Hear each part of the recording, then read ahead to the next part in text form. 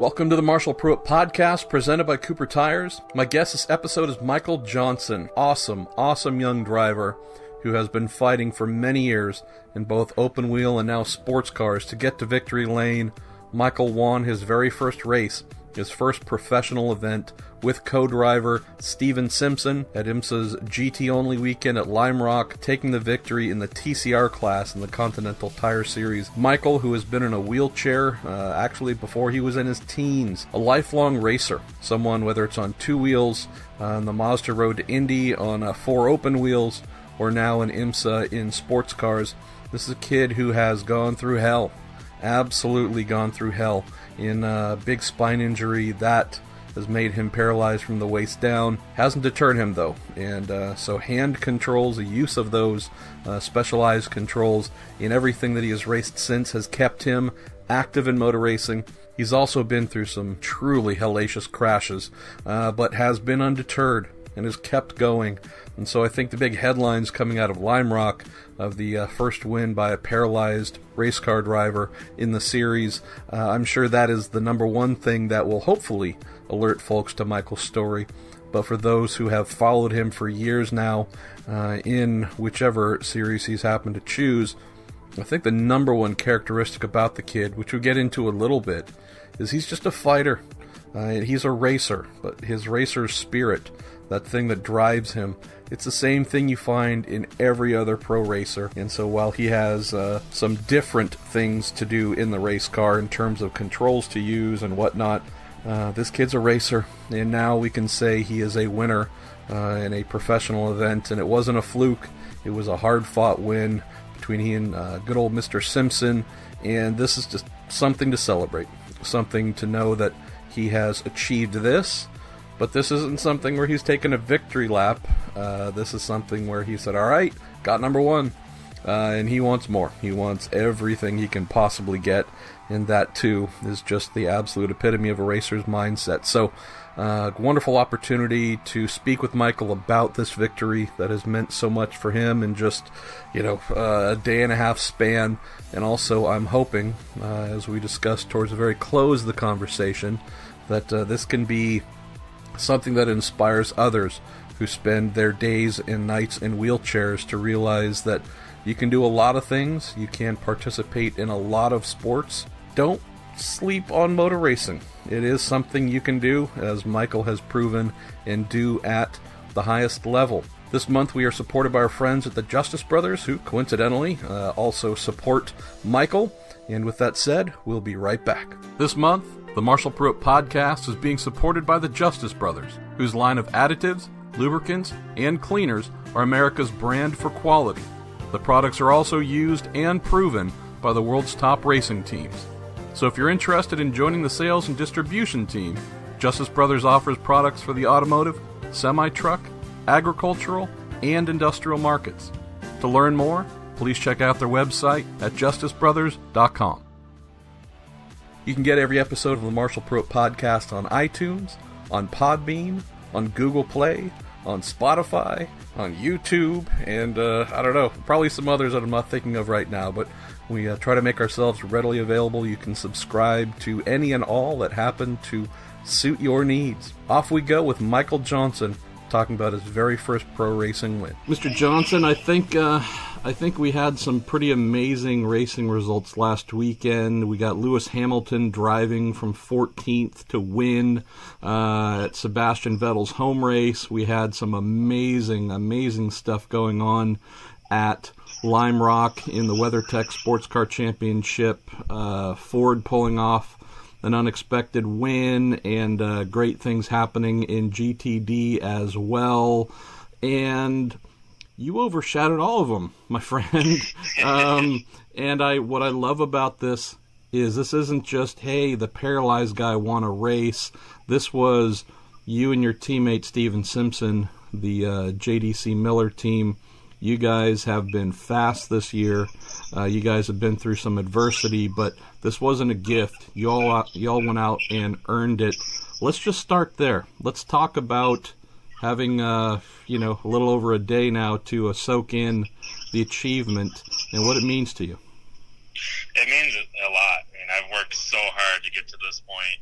Not so much this year, but ever since I broke my back in 2005.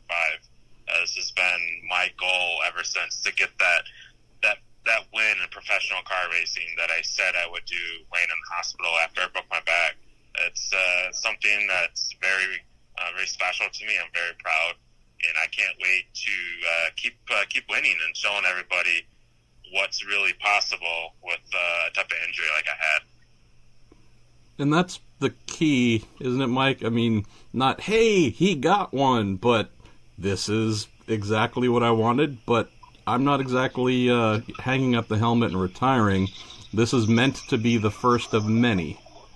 Exactly. That's my plan. I'm so glad that I can finally show people that it is possible. It's not all talk, and there's actual evidence that I have won a race in a professional sanctioned event with IMSA. It feels great. IMSA is such a great series, and I can't wait till I move up to the WeatherTech Championship whenever that time comes, and continue to break barriers as I go through the leagues. So I'm going to bounce around a little bit here because, I first met you years ago and was hoping we would be talking about you as the first winner on the Mazda Road to Indy, as someone who's dealing with, pretty heavy physical complications thrown in as well, maybe reaching IndyCar and such. Obviously, you diverted to the world of sports car racing, but for those who maybe don't know your story, you didn't just turn up at Lime Rock last weekend in a TCR Audi. You had Indy 500 goals to begin with, and did make some serious headway on the Mazda Road to Indy. Yeah, I think with me starting, of course, with Skip Barber, then moving to USF 2000, and then Pro Mazda after, that was a great starting point for me. I've learned so much over the years, and IndyCar was my goal, and I think it still is at some point. I would love to be able to roll into the month of May and see what I can do, but maybe one day if the opportunity presents itself.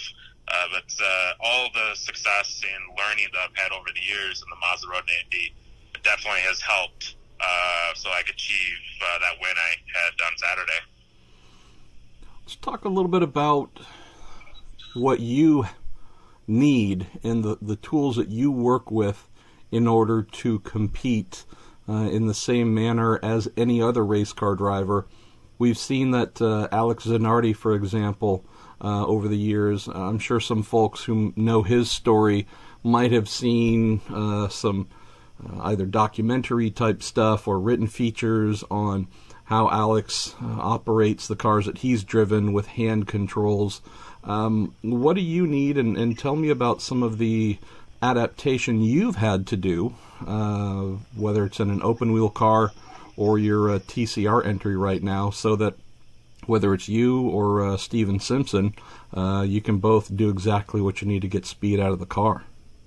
Well, what we've done, especially with this Audi and the previous BMW, is the hand controls are through a company called Guido Simplex. It's an amazing hand control setup they've designed. What it entails is a ring on the front of the steering wheel that applies the throttle at the pushing of my thumbs, and then a ring on the back side of the steering wheel that I can pull with my fingers. The way that it works is it connects to the actual brake and throttle pedal on the floor. So it works perfect with Steven. When I get out of the car, he can just hop in. He doesn't have to change anything. He can just use the foot pedals like any other car. The only ring that will move is the throttle ring on the steering wheel, but there's enough room around the steering wheel for his hands to go so it doesn't impede him moving. So it works perfect. It's such a great design. We've evolved it over the last couple of years to make it even better. And the folks at Guido Simplex, Tommy Morris, and everybody that's been helping out have been doing a phenomenal job. And this is a work in progress to make the system even better. And I'm so glad that this win shows the system is capable of doing a great job. And I'm getting so many people asking about what setup I use and how I like it and how they can get their hands on it. So it's really a cool deal.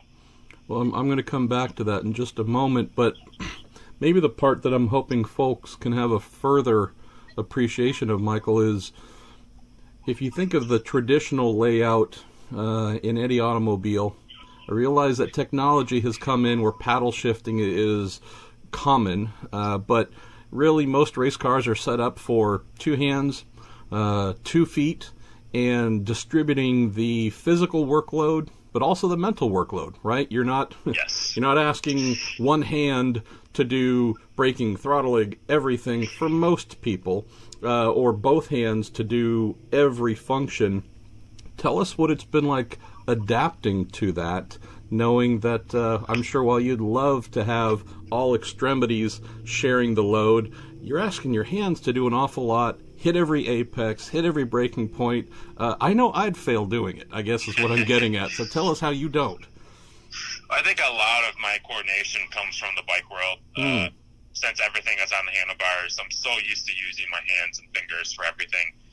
That is a big help when it comes to my coordination, memory, and skills that I have. And even coming into when I started with the BMW and now with this Audi, I'm doing so much with my hands. It's just a normal thing for me to do. I can imagine when other people will come on board and or think about how they would do everything with their hands. It's pretty daunting. So it makes me proud that I can do that, and I'm really good at what I do, and it's all the mental preparation that I do with my trainer. When we're working out, we try and do mental tasks, just because I am so busy and I have to do so many things, as well as drive the race car and see where I'm going. So it all comes together with the training that I do to help evolve that and help keep it as the top as well as I can get it. So there's another aspect that folks might appreciate as well. So you have that big, sexy South African / American co-driver of yours. He jumps in, jumps out of the car, no worries. I'm sure he doesn't even think about it. It's almost completely automatic. Well, IMSA doesn't say, hey, we're going to slow down the field and get Michael in and out of the car because it does take some extra effort to do that. They're not giving you some sort of special dispensation on the competitive side. They say, hey, you're here to race. You're a pro racer. You need to get in and out just as quickly as the others during pit stops. How do you guys accomplish that? We accomplish doing the pit stops as fast as everybody else. It's just by practice. And we've been training so much on test days and even the practice sessions during the race weekend for pit stops. And the entire JDC-Miller crew has been doing a phenomenal job. We're amazing now compared to where we started. Everybody's doing such a good job. My trainer, Josh Gibbs, he's the main driver changer person to help out. And he's my legs when I get out of the car. So I'll get out halfway out. He'll run me to the wall and then run back to make sure Stephen Simpson is all belted and ready to go. And that's all. It all comes down to teamwork and preparation. It takes a lot of work to get it all down, just like anybody else that's driving the race car and all the other teams. So it's a huge team effort, and it only can be better and better as the race weekends come. So this question is probably another one of the duh, Pruett. That's pretty obvious, but I feel it is necessary to put it in front of you. Yes, you have some specific hand controls in place that allow you to drive the car with your hands. Yes, you have become the first Paralyzed racer to win a major pro racing event here, especially in IMSA. But you're not looking at this as, hey, I did something and look at me special. Your approach is, hey, they're not giving me any breaks. I look at myself and think of myself as a pro racer, and while there's an amazing story that goes with you, Michael, you're not looking at this from a special attention standpoint. You're looking at this from I'm just one of the gang, and just prove that I can win on equal terms. Would that be safe to say? Oh yeah, absolutely. And I'm here. I'm there to win. That's my ultimate goal. Anything else that comes out of it is just part of what happens. I mean, I'm so glad that I can prove to everyone I can do it, and I'm fast enough, and I deserve to be there. I've worked so hard, and I'm going to continue to work as hard as I can and I'm there to win it. That's my ultimate goal. I want to win as many races as I can and win the championship, and then just keep moving along. And that's been my ultimate goal ever since I started racing. That was before I broke my back, and then after, and I want to keep that goal right in front of me, so that's something I can chase towards. Let's talk about the team that you work with, because I think there's a great message here as well, in that if I walked up to a team and said, "Hi, I want to drive your race car," other than them saying, "Well, we need to widen it a little bit," they would probably have no reservations. What was it like in finding a team or working with a team in JDC? And I realize you had a relationship there, but I have to imagine there might be some teams or some shops that said, "Man, that's a little bit outside of our comfort zone. We're going to have to customize the car and do a lot of things different just to suit your needs." Tell me about this team and your guys' win, maybe proving that, that'd be kind of silly for anyone to think of the limitations of a Paralyzed racer to not put them in a car. Well, ever since I started with JDC-Miller Motorsports back in, had to have been early 2012, when we first got the whole program started with USF 2000, it was a big step for them to say, yes, we want to bring you on board. We'd like to have the challenge of getting the car set up with hand controls. And they've stuck by me ever since. And all that hard work proves that it was worth it with this win on Saturday. And everybody on the entire crew is phenomenal. My engineer, Cole, just everybody that's involved in every function has been doing such a great job. And I'm so glad they stuck by me, even with all the limitations, all the frustrations, the couple injuries I had, especially the big injury at Daytona. It just makes me so proud that everybody has kept me on board, and they think of me so highly. It's another good question there. I mean, it's one thing to have one big crash, which you had at the Roar Before the 24, which took you and the team out of competing later in the month in the race, and also Sebring. But you also had that whale of a crash at St. Petersburg in Pro Mazda in 2015 as well. I mean, you're still a young guy, but man, I'll tell you one thing: danger doesn't scare you, Michael Johnson. I'll tell you that. But what has it been like having to go through a couple of really hard, bone-breaking crashes and recovering? Whether you've felt all of the damage or not, your body has still been put through a hell of a trauma that you have to fight through. So I'm guessing this is a more complex thing than most racers would have to deal with. I mean, dealing with the injuries is definitely, I think that does suck in motorsports. I mean, it's one of those things you can't prevent every time.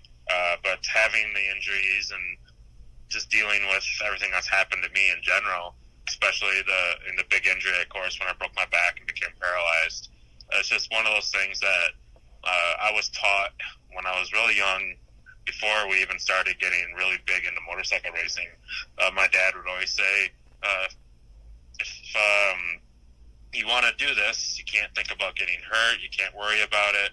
If you're thinking about that, you go trail riding. So that's one thing that I've always kept in the back of my mind, and he's always taught me, when situations where injuries come up, you deal with it and you move on. There's no sense of dwelling in it. And that's one thing I've really kept to heart and really followed, and I think that's helped me out a lot with the different injuries I've had. And then especially with my trainer, Josh Gibbs, I've been with him ever since probably 2012, around that area.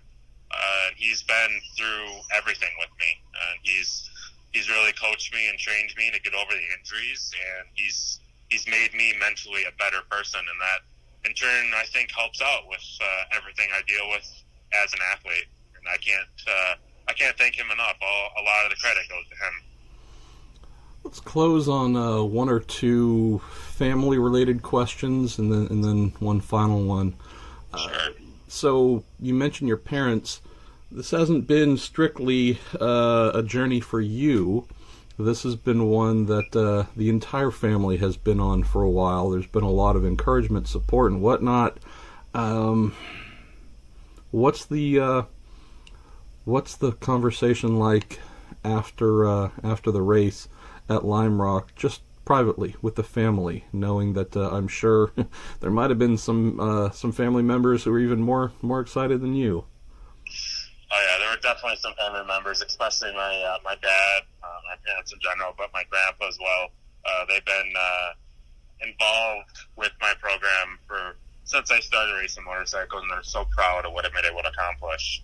And I'm so happy that I was able to get that win, that much-deserved win that everyone deserves. We've been working so hard towards it, and I know it made my dad very, very proud because he was there when I broke my back. So it's bittersweet for him, and then also my wife Nora. Well, I was going to say, that's a new development for you too, recently. So okay, this dream is real. It can work out. Yeah, I'm sure that felt good. She was so happy. I'm so glad that she was able to see that first win. She was there for my first podium at Watkins Glen. It was really cool. It's really special for me to share that joy and accomplishment with her. And it's been a year of roller coasters, and she's been firsthand to see it all. Last question for you, Michael. So we spoke about Alex Zanardi briefly. We can look at a Liam Dwyer as well.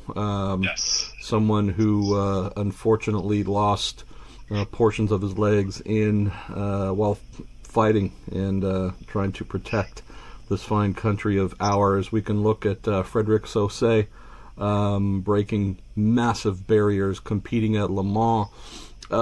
This to me is something that, like the topic of women in racing decades ago,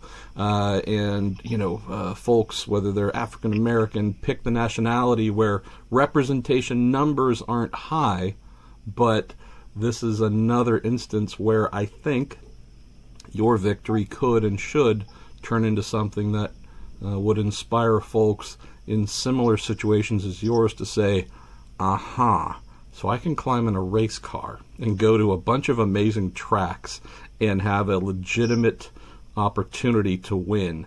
Yeah, that sounds like something I need to do. Tell me about possibility of being an inspiration or someone who might inspire, folks who hadn't considered racing as something that they can do no matter what, whether you spend the rest of your time outside the car in a wheelchair. I love being that inspiration. It's something that I think comes along with me being in a wheelchair. It can show everybody what you really can do. And I think this win at Lime Rock really puts the icing on the cake that shows it can be done. And it happened in the best possible outcome. So it's really inspiring for me to be able to tell people, yes, you really can do this. It takes a lot of hard work and dedication, but it can be done. And sure, there might be some hard times involved, might break some bones here and there, but when it all comes together and you get that win, it's nothing else matters. No one else talks about anything else but that win.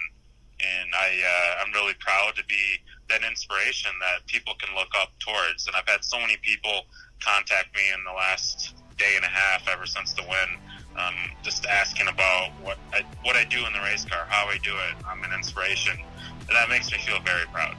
And that was Michael Johnson, who I am hoping inspires more Michael Johnsons and Michelle Johnsons and however many others who have some form of physical restriction to consider motor racing. Again, if you are an athlete, if you were before whatever misfortune struck, tell you, if you have the ability, we have seen a lot of incredibly talented athletes take motor racing as their primary form of athletic expression and done some pretty amazing things. So just cool to think that whether it's through the hand controls, which Michael is trying to share information about with those who ask, or the team itself that has said, hey, we can absolutely convert a open wheel car, a GT car, a touring car, whatever. A lot of great examples being set here. A lot of great willingness and open-mindedness at play here. So you take all those things together.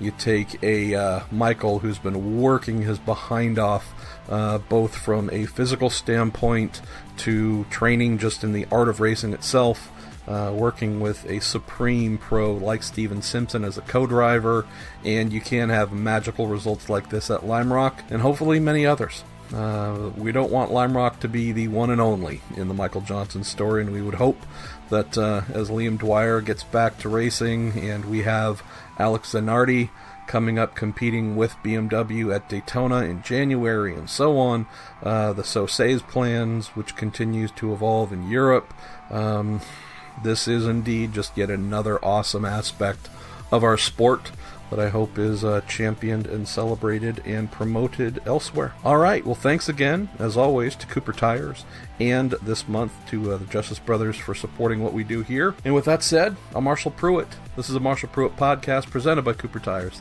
Thank you for listening.